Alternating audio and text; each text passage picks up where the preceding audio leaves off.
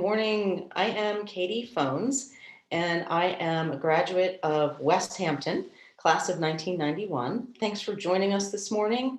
Well, actually, it's afternoon for you. It's morning for me. I live in San Francisco and have lived here for 11 years. And I'm still very much in touch with and participating in the University of Richmond events as much as I can.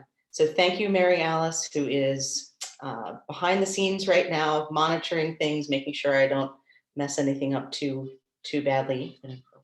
So I welcome you to this hopefully informative webinar about being a first-time home buyer anywhere, really. I think the tips and data that I'll give you today would apply to buying a home anywhere in the country. Certainly, Richmond is where I'm assuming many of you are, but again, most of these tips will be applicable to wherever your search leads you.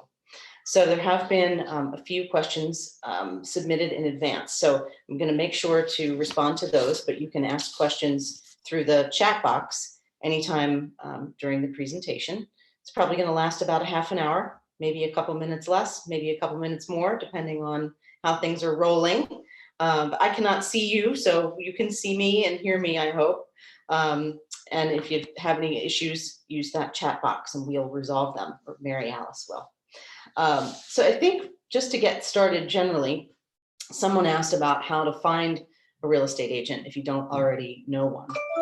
And my best advice would be to get a referral from someone who you know, someone who's recently bought a home, or someone who you trust in the industry in a different way. Like if you know a mortgage banker, sometimes mortgage lenders, will work with real estate agents who they like quite a bit and will make referrals in that way.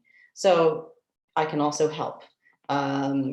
Even though I'm not in Richmond, there's a wonderful network of real estate agents nationally, and I'd be happy to assist and find you someone wonderful in the jurisdiction that you're in. So that would be the first thing. You have to find a realtor, especially during coronavirus. Most cities and towns in the country are still not having full-blown open houses in the way that we used to. Certainly here, and I believe in Richmond as well, most of the showings are by appointment. And in order to get an appointment, it's better to have a real estate agent. The listing agent of a property that you are interested in is going to be more receptive to a request to show a property to a buyer who has an agent. It'll just be a little bit easier to navigate all of the steps that go into seeing a property in person these days. So it's not impossible, it's just a little bit different.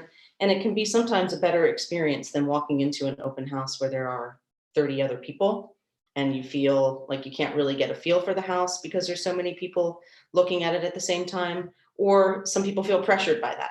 Like, oh my gosh, this is going to be such a competitive situation. There's 30 other people here. I'm never going to get this house. And then you sort of dismiss it and not pursue it because you think there's going to be too much competition. And the number of people at an open house never really signals the true interest, because I would venture to guess that about 50% of the people milling around a traditional open house really have no interest in buying a house. So I wouldn't want you to feel that way if we ever do get back to regular open houses.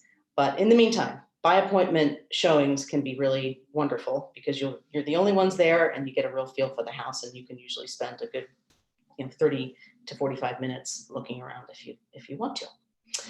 So you'll have your initial consultation with your real estate agent. And honestly, if you have the time, it's usually good to interview two people, just like you would for other things in your life, just to make sure that you have a good rapport with that person and that you feel like they're listening to you, that your needs are being heard, and that you like that person. You're going to spend potentially a considerable amount of time with that person, and you want to trust that they're going to have your best interests at heart when it is time to make an offer.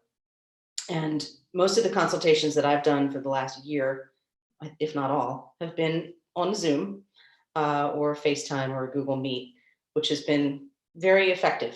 I mean, it's not in person, of course, not that personal touch, but it's as good as we get.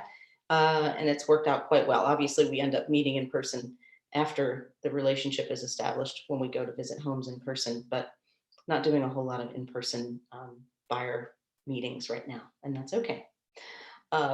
So I think it's usually helpful to understand not only what your wish list is for the house that you want to buy, but your financial situation. So some of the questions that came in advance had to do with money. So let's talk about that. I would suggest if you're really serious and you're actually looking to start a relationship with a realtor, you should also get in touch with, and the real estate agent should be able to help you with some wonderful referrals with a mortgage broker or a mortgage lender. And there is a difference. So a lender is going to be the person at your local Bank of America or Wells Fargo office. And my suggestion is to work with someone who is local, whoever it is, because that lender, even if they work for a big bank, will have local knowledge about the real estate market and the steps that need to be taken on the financial end to make your offer as competitive as possible. And there are lots of little things that go into making your offer as competitive as possible from the financial side, which I can get into if people want me to. But having that process started with a lender or a broker in the beginning is going to help you immensely, especially in a competitive market, which most markets right now are pretty competitive. So a mortgage broker is somebody who works for a brokerage who has a lot of tools in her toolbox as far as lending options. So if you go to a broker, sort of like going to CarMax, where you can buy a Cadillac, a Tesla, a Toyota, whatever. A broker can get you a loan from a credit union, from a big bank, from a private money lender. Under some circumstances, that makes sense. But if you're going to get if you're going to have two consultations with two mortgage lenders, my strong recommendation is that one of those people be a broker so that you can compare how different these two experiences would be. And of course, interest rates. That's what everybody wants to know. What's my interest rate going to be? That number changes every single day. So even if you see commercials on TV or you're getting emails from lenders saying, I can get you, 2% or 2.5%, that's probably true the day that they've sent that email or run that ad. But it's not going to be until you're ready to be in contract and have made an offer on a property that you will actually lock in your rate. So it will fluctuate. Now, it's not going to fluctuate wildly, but it will fluctuate a bit. But that's also part of the in-depth conversation that you should have with the lender before you're ready to make the offer. So in order to be one of my best tips here, in order to be super competitive when you're writing the offer is, of course, you're going to need a pre-approval letter from a bank. So once you've decided who you want to go with, they will gather data from you enough to get you a letter from them saying we've done A, B, C, and D, and you've been preliminarily pre-approved for X amount of dollars for a loan. The next step that you can take if you're really, really ready to buy is to become fully underwritten. And becoming fully underwritten means that you have gone through not just the preliminary steps with the lender, but everything else that the back end underwriting department at that bank requires of you in order to get you as ready as you can possibly be to get the loan. And all that you need to do after you're fully underwritten is make the offer and have it be accepted. And then the process during the escrow period is much smoother. So being fully underwritten is painless. It takes a little bit of time, but you're going to have to do it anyway. If you get into contract, that's the process that you would undertake after you get into contract if you haven't already gotten fully underwritten. Hopefully this is making sense, but it's pretty important and can be the difference between your offer being accepted and not, because if the next guy who's competing with you or against you for the same property is already fully underwritten and you're not, and you need a contingency period to go through that process, then that's not as attractive of an offer. I'm getting a little bit ahead of myself, but you can Google some of this after we talk and find out more about what that means and how important it is. But that's just a process that if you're really, really ready, you should consider undertaking. So someone asked how much of a down payment you should plan on having. And although the amount of the down payment that you have and make on a property is more of a personal decision and isn't a huge factor in the strength of your offer, I think the rule of thumb is that a seller is looking for someone who's got probably at least 20% down. And that just shows, number one, that you are financially stable, and have had the discipline to save that amount of money, and that you have a bit more skin in the game. So if you're only putting 5% down or 10% down, and there are some banks that will give you a mortgage with that amount of a down payment, but you're probably going to end up paying a little bit of a higher interest rate. Because if you look at it from the bank standpoint, if you're only putting 5 or 10% down, then their risk is higher, that you have less equity in the home and less skin in the game. So they're going to charge you more of an interest rate to sort of protect themselves in the unfortunate event of some type of default on the loan. So I would shoot for a 20% down payment. It's going to get you a better interest rate from the bank. And a seller, when they're looking at your offer packet, will see, again, the strength of your offer is supported by that amount of a down payment. But if you don't have that much money and you have something close to it, still have the conversation with a mortgage banker, which there's no obligation, by the way. When you speak with a lender, you're not committing yourself to using that person, which is great. At some point, you'll have to make a decision and commit to using somebody once you get close to really making an offer. But the initial conversations they have them all the time, and they realize that for some people, it's just informational and nothing will ever come of it, especially if it's not someone who you feel is a good fit for you. But you should have that conversation with that person and say, here, run some numbers for me under these different scenarios. If I only have 10%, what's that loan going to look like? What's the interest rate going to look like? How about 15? How about 20?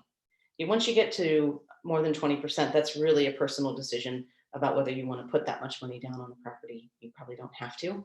And I don't know that your interest rate is going to get better and better if you put more and more money down. It's just going to be, again, up to you about whether that's where you want to spend your money. So one of the other questions was how much of a down payment for a foreclosure if you're going to buy a property at foreclosure. So foreclosures are sort of a unique aspect of real estate in general.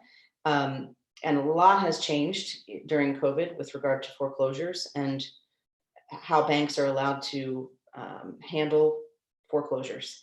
So I'll just speak really generally.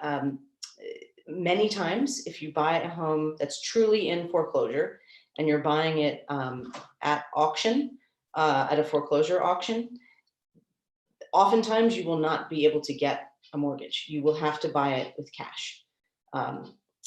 So that's not true everywhere. And I want to speak sort of carefully about that because it's not true everywhere you go, but that is true here. And I believe it's, sort of a general concept that the home is in foreclosure because the person had trouble paying their mortgage to begin with. So when it's being foreclosed on and sold at auction, the last thing the bank wants is another mortgage on the property. They just want someone to buy it outright with cash. And you can typically get a foreclosed home for less money than you would on the open market for a lot of reasons, which I'm happy to talk about. That could be a whole different webinar. There are some real risks involved in buying homes at foreclosure. And I would just, in sort of summary, say that the biggest risk is that you will not have the disclosures, the legal disclosures that a seller is typically required to give a buyer because the seller is not selling voluntarily.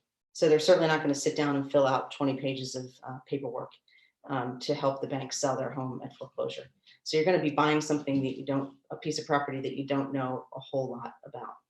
And that's why foreclosures are usually purchased by bigger companies that's their business.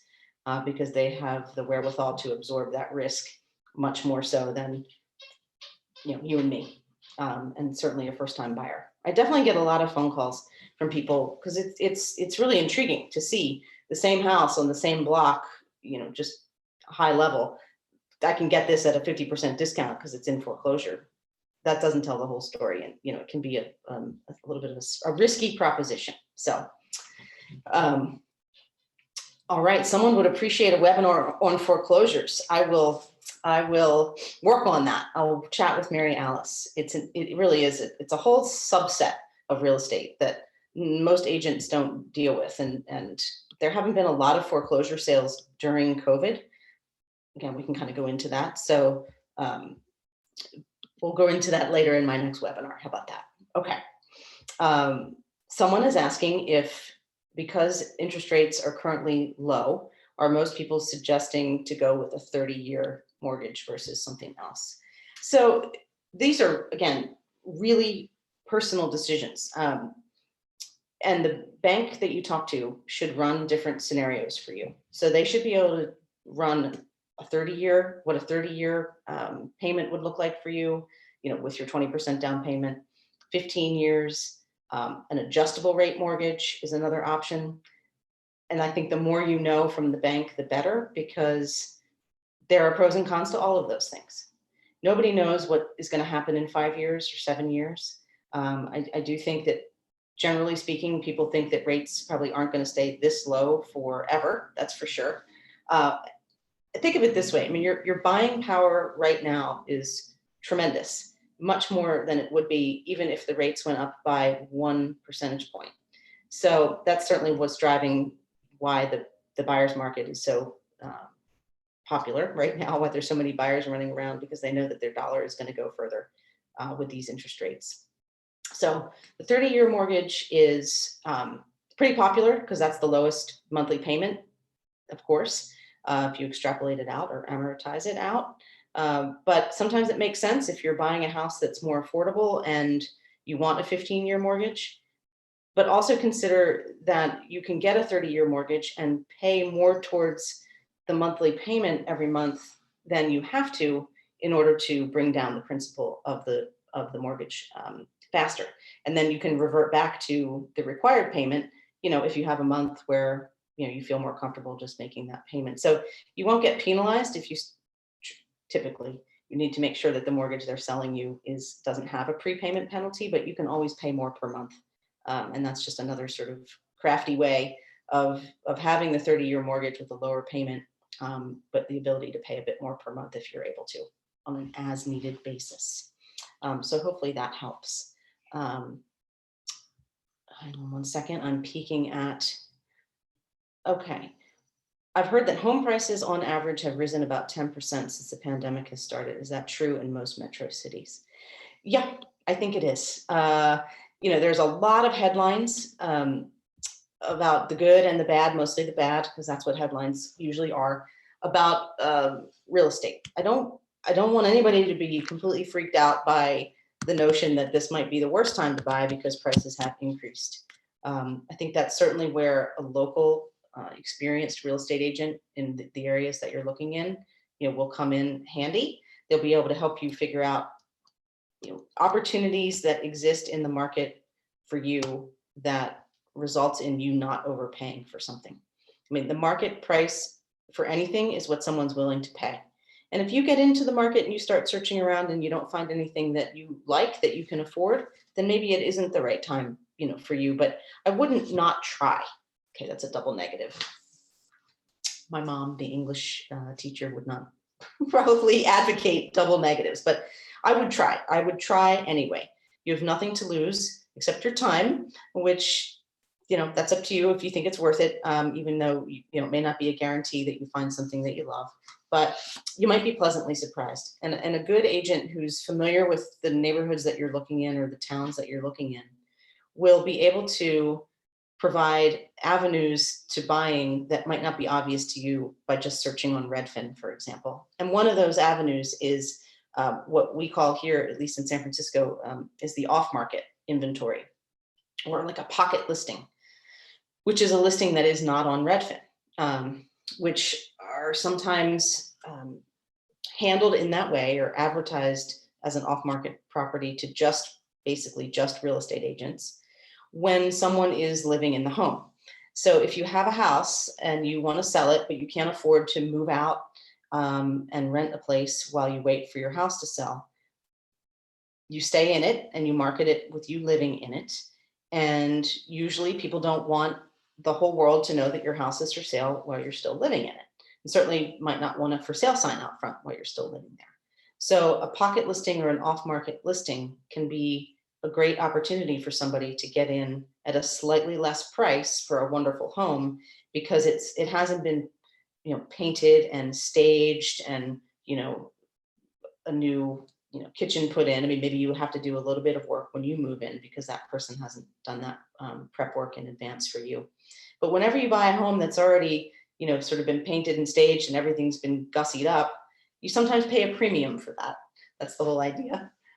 So if you have an agent already, or you don't, think to ask about those opportunities, because if you can get it without the crowds of people being aware of it for yourself, then you'll usually pay a little bit less money.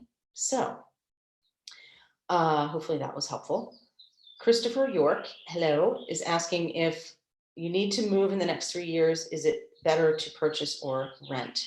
That's really a really good question, because the conversation I have with most of my buyer clients is, think about when you will be moving and whether the price you're paying now makes sense and pencils out if you have to move in 3 years.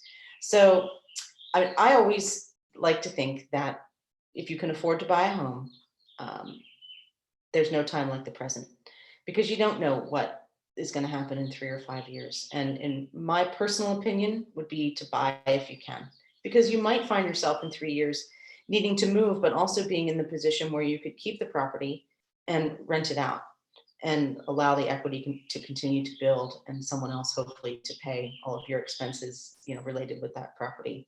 And if you've built up, you'll have some equity in the property just by virtue of the the down payment you will have made, and you can often refinance and get a bit of cash out from one property and then buy another for yourself if you're moving to another city and you would want to buy something else. So real estate is a great asset to have in your financial portfolio.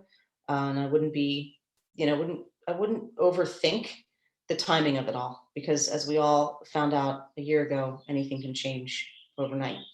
And if you think of it in that way, I think, maybe that'll help you figure out if the 3-year timeline, still makes sense.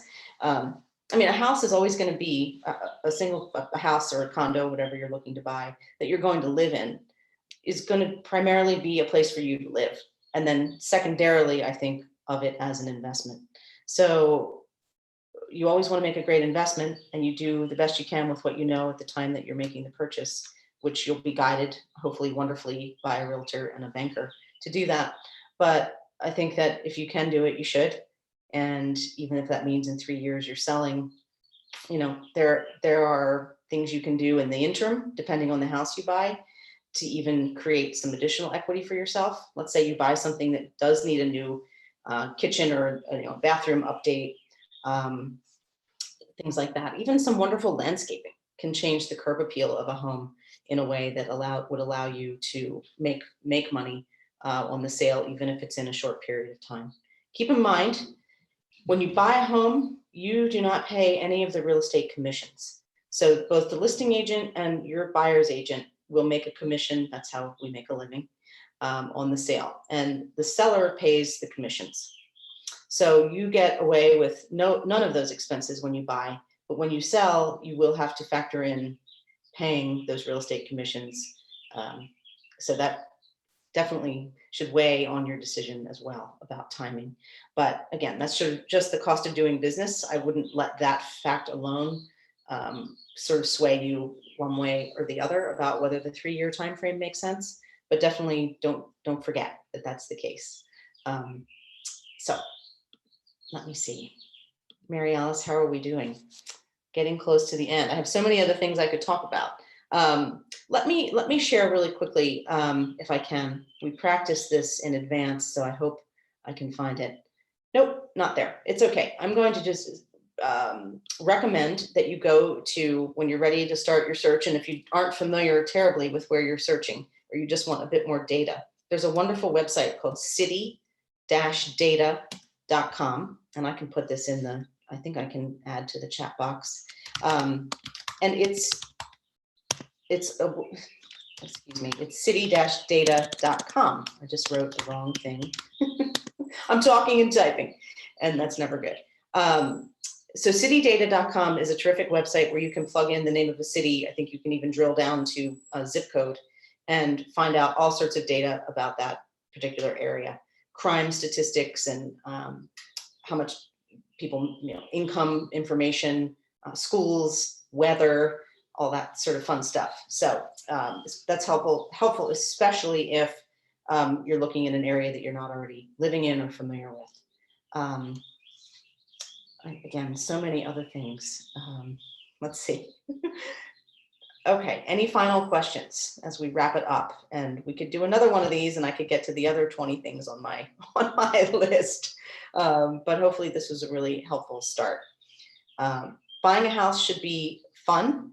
It's stressful when you get into the offer scenario, but that's okay. It's all worth it and you'll survive it. And you'll probably end up with a wonderful home if you're willing to go down the path.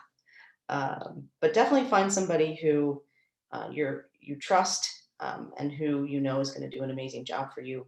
And feel free to reach out to me. I'm going to share my, if this is all right with Mary Alice, my phone number, and you can text me, and I'm happy to chat with any of you about more of this and get into greater detail about any of the topics we've covered that I didn't really drill down on as much as some of the others. So thanks for joining.